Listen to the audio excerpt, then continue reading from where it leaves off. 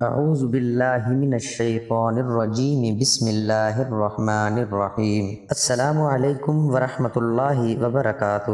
ہمارے نبی کریم صلی اللہ علیہ وآلہ وسلم تشریف لے جا رہے تھے، پیچھے سے آواز آئی یا رسول اللہ، تو آپ نے پیچھے مڑ کر دیکھا تو ایک ہرنی گلے میں رسی اور چارپائی سے بندھی ہوئی آپ کو پکار رہی تھی۔ آپ قریب آئے، پوچھا کیا بات ہے؟ تو ہرنی نے کہا یہ آپ کا صحابی مجھے پکڑ کر لایا ہے، میں اللہ کی تقدیر پر راضی ہوں، مطلب ذبح ہو جاؤں گی لیکن میرے چھوٹے چھوٹے بچے ہیں، وہ بھوکے ہیں، یا رسول اللہ صلی اللہ علیہ وآلہ وسلم مجھے آپ چھوڑ دیں، میں ان کو دودھ پلا کے واپس آ جاؤں گی۔ آپ نے فرمایا اگر تو واپس نہ آئی تو؟ پھر اس نے کہا اگر میں واپس نہ آئی تو اللہ مجھے جہنم میں ڈال دے جیسے انسانوں کو ڈالے گا۔ تو آپ نے اس کی رسی کھول دی اور وہیں بیٹھ گئے، تو اس نے دوڑ لگائی اور پہاڑوں میں گم ہو گئی۔ کچھ دیر گزری تو آپ نے دیکھا وہ پہاڑ سے نیچے اتر رہی اور آپ کے سامنے پیش ہو گئی، کہنے لگی یا رسول اللہ صلی اللہ علیہ وآلہ وسلم میں حاضر۔ آپ صلی اللہ علیہ وآلہ وسلم نے اسے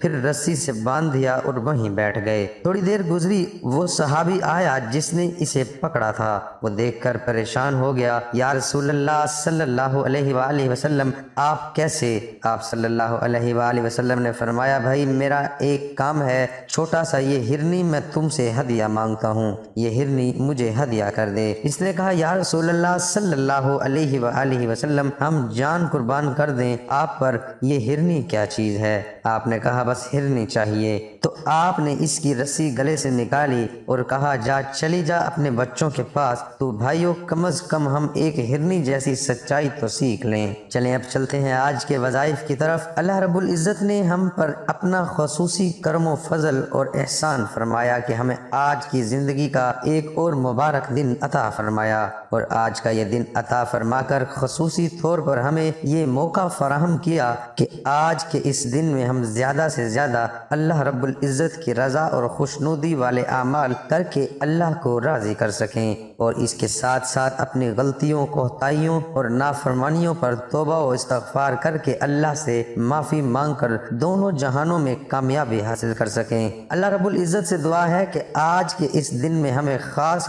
طور پر ہر کام، ہر مقصد میں خصوصی طور پر کامیابی عطا فرمائے، اور آج کے اس دن میں ہمیں ہر قسم کی پریشانی، مشکل اور آزمائش سے اللہ رب العزت محفوظ فرمائے، آمین۔ آج جمعۃ المبارک کا مبارک دن ہے، اور اس مبارک دن کے بارے میں احادیث میں بہت سے فضیلت اور اہمیت کے بارے میں حضور صلی اللہ علیہ وآلہ وسلم کے فرمان ہیں، جن میں ایک فرمان یہ بھی ہے جس کا مفہوم کچھ اس طرح سے ہے کہ جمعۃ المبارک کے دن دو گھڑیاں ایسی ہیں کہ جن اوقات میں اللہ رب العزت بندے کی دعا کو قبول فرماتے ہیں۔ تو وہ دو اوقات کون سے ہیں؟ ایک جمعۃ المبارک کے خطبے کے درمیان، دوسرا وقت جمعۃ المبارک کے دن نماز عصر کے بعد کی گھڑی ہے۔ ویسے بھی نماز عصر اور نماز فجر کے بعد کا جو وقت ہے یہ بہت ہی زیادہ قیمتی ہے، جس کے بارے میں اللہ رب العزت کا فرمان ہے، حدیث قدسی ہے، جس کا مفہوم کچھ اس طرح سے ہے کہ اے بندے تو فجر اور عصر کی نماز کے بعد مجھے تھوڑی دیر کے لیے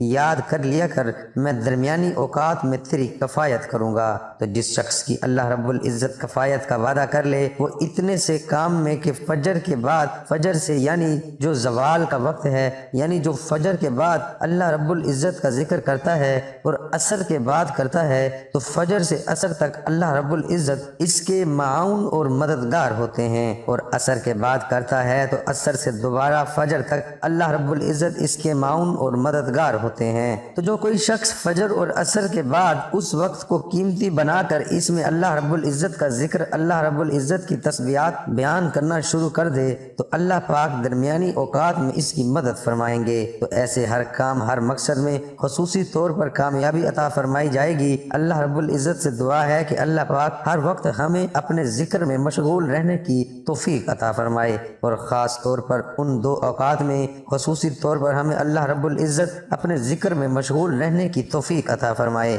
آمین۔ آج میں آپ کے لیے ایک ایسا وظیفہ لے کر حاضر ہوا ہوں جو کہ جمعۃ المبارک کے دن کے حوالے سے خاص ہے، اور یہ جمعۃ المبارک کے دن نماز عصر کے بعد اگر آپ کریں اور زیادہ فضیلت اس کے علاوہ آپ جمعۃ المبارک کے دن نماز فجر سے نماز عشاء کے درمیان یعنی کسی بھی نماز کے بعد اس عمل کو کر سکتے ہیں۔ عمل نہایت ہی آسان ہے، نہایت ہی آزمودہ عمل ہے، اور یہ عمل قرآن پاک پارہ نمبر 30 سورۃ الکوثر کا خاص عمل ہے۔ اس عمل میں آپ نے یعنی پورے دن میں نماز فجر سے نماز عشاء تک آپ نے سورۃ الکوثر کی تلاوت کرنی ہے، اور سورۃ الکوثر کو آپ نے 90 مرتبہ پڑھنا ہے۔ اب چاہیں تو آپ ایک ہی وقت میں پڑھ سکتے ہیں، یعنی فجر کے بعد اگر آپ پڑھنا چاہیں تو فجر کے بعد پڑھ سکتے ہیں، نماز جمعہ کے بعد پڑھنا چاہیں تو نماز جمعہ کے بعد پڑھ سکتے ہیں، نماز عصر کے بعد پڑھنا چاہیں تو نماز عصر کے بعد پڑھ سکتے ہیں، اسی طرح نماز مغرب یا عشاء کے بعد پڑھنا چاہیں تو نماز مغرب یا عشاء کے بعد ایک ہی نشست میں بیٹھ کر پڑھ سکتے ہیں۔ لیکن اگر آپ کام کاج روزگار پر بھی آپ نے جانا ہے، آپ کے پاس اتنا وقت نہیں کہ ایک ہی وقت میں آپ پڑھ سکیں، تو آپ نماز فجر کے بعد تھوڑی مقدار میں پڑھ لیں، اسی طرح نماز جمعہ کے بعد تھوڑی مقدار میں، عصر مغرب عشاء پانچوں نمازوں میں کے بعد تھوڑی تھوڑی مقدار میں کر کے جمعۃ المبارک کے دن میں آپ کے 90 دن کی تعداد میں اس عمل کو مکمل کرنا ہے۔ آپ نے کرنا یہ ہے کہ نماز فجر اور نماز عصر کے بعد آپ اگر عمل کر رہے ہیں تو فوری طور پر اس عمل کو سٹارٹ کریں، اور اگر اس کے علاوہ وہ نماز جمعہ مغرب یا عشاء کے بعد اس عمل کو کر رہے ہیں، بے شک آپ ایک ہی وقت میں کر رہے ہیں یا تھوڑا تھوڑا کر کے نمازوں کے بعد کر رہے ہیں، تو بھی عمل سے پہلے نماز جمعہ مغرب اور عشاء کے بعد عمل کرنے سے پہلے 2 رکعت نماز نفل صلاۃ الحجت کی نیت سے لازمی پڑھیں۔ عمل آپ نے اس طرح کرنا ہے کہ وہیں جائیں، نماز پر بیٹھنا ہے، بنا کسی سے بات کیے اپنی جگہ سے اٹھے بغیر۔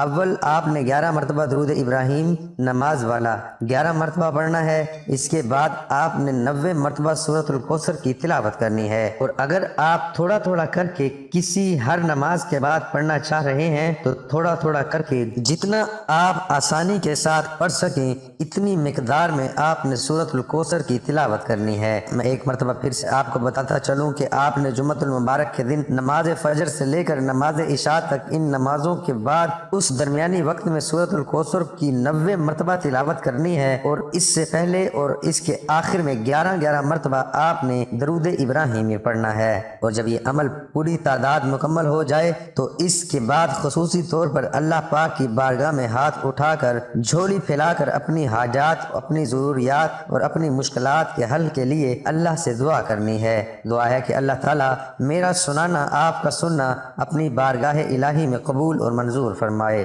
آمین۔